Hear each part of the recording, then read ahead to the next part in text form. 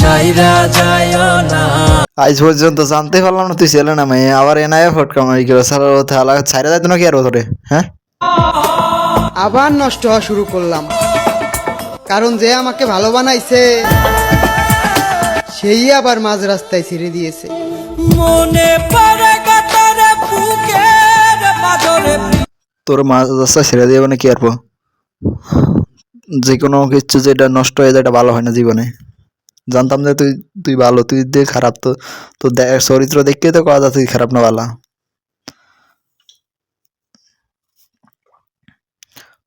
মানুষ দেখছি দিন দিন ভালো হয়, আল্লাহ তাআলা খারাপ হইতে আছে। ড্যান্ডি মারাই না তোর বুকের কাপড় হাস করলে আল্লাহ তাআলার মায়। এখন নিজের রুচির উপরে নিজেরই ঘৃণা হয়। কি বালটা দেখে তোর মায়ায় পড়ছিলাম। তো পছন্দ হইবে তো বালটা দিকে, আর কি দেখা পছন্দ হইব তোর খানকি মারি নিয়ে তার ভালো। দিন দিন দিন দিন মানুষ খারাপ হইতে আছে, তোর দেখতে তো খারাপ হবে।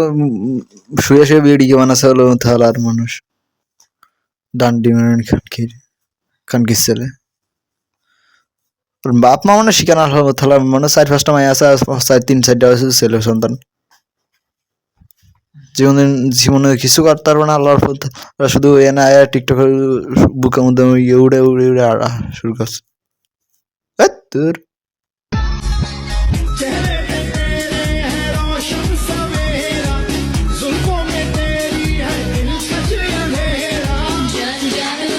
এর আবার কোন ধরনের মাইয়া কাপড় বুকের নাই কাপড় মুখে দিছে কোনটা?